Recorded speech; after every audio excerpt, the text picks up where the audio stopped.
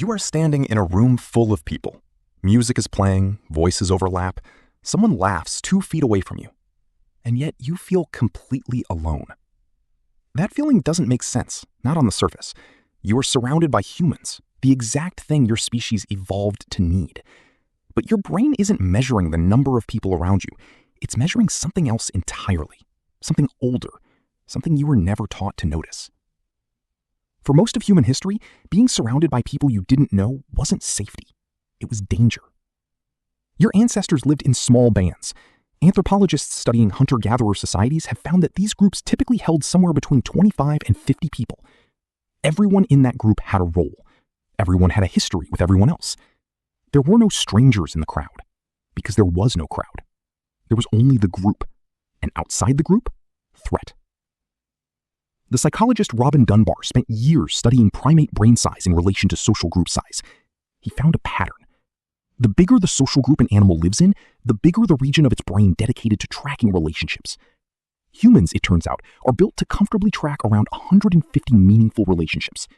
Not thousands. Not the endless scroll of faces you pass on a street or see online in a single afternoon. 150. Think about that for a second.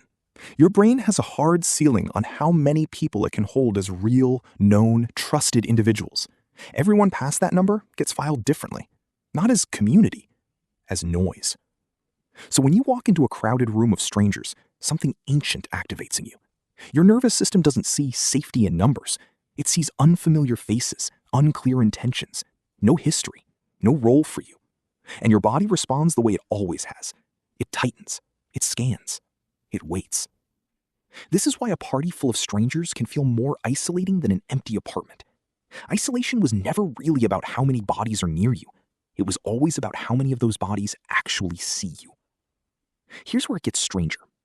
In 2018, researchers at Cigna surveyed tens of thousands of adults in the United States about loneliness. Nearly half of them reported feeling alone or left out regularly. Almost half, in one of the most densely populated, digitally connected societies in human history. People had never been more reachable and never felt more unreached. Why? The late psychologist John Cacioppo, who spent decades researching loneliness at the University of Chicago, described it as a kind of hunger. Not a metaphor, an actual biological signal.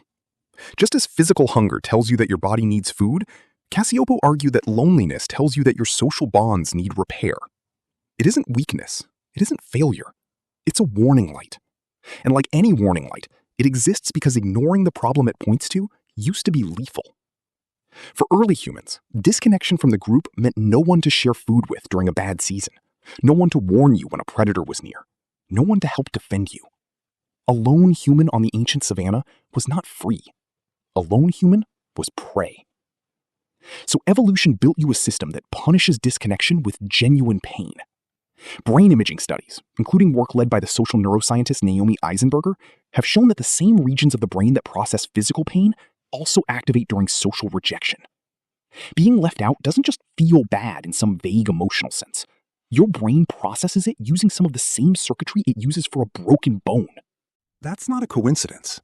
That's a design choice, carved over hundreds of thousands of years to keep you close to your group. But here's the twist your ancestors never had to face. Your brain still runs on tribe-sized math in a world that no longer has tribes. You don't live in a village of 30 people who've known you since birth. You live inside a city, a company, a platform, a feed. You are visible to thousands, known intimately by almost none. Your ancient alarm system was calibrated for a small, tight, permanent group. It was never calibrated for hundreds of coworkers, thousands of followers, and a phone that buzzes with contact from people who don't actually know you at all. So the system misfires. It signals loneliness, even when you are technically never alone.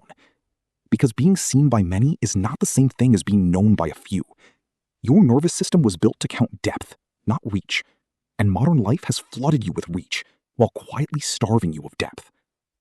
There's a modern mirror to this that makes the ancient math even clearer.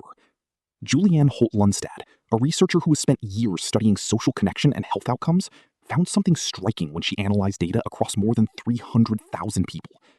Chronic loneliness was associated with a level of health risk comparable to smoking 15 cigarettes a day, comparable to obesity, In some analyses, more dangerous than either one. Read that again. Isolation, to a body built for tribal life, is not an inconvenience. It is measured by the body the same way it measures a physical threat to survival. This is why a text message can feel hollow, even when it says all the right words. Your ancestors never bonded through symbols on a screen. They bonded through shared meals, shared labor, shared eye contact, shared time spent doing nothing in particular, side by side. Connection to your nervous system was never about information exchanged. It was about presence sustained. So when modern life gives you information without presence, 100 likes without one long conversation, your body doesn't file it as connection. It files it as a rumor of people, not the people themselves. Does that mean you're broken if a crowded room still leaves you feeling hollow? No. It means you are running exactly the software you were built with, a system engineered over hundreds of thousands of years to seek small, known, dependable bonds, not scale. The strange comfort in this is that loneliness was never really a personal failing. It's a signal. Older than language, older than agriculture, older than cities. It's the same alarm that once told a lone human on an empty plane to find their way back to the fire. It doesn't know the difference between a savanna and a Tuesday night scrolling through a phone. It just knows not enough real people, close enough, often enough. And maybe that's the real answer.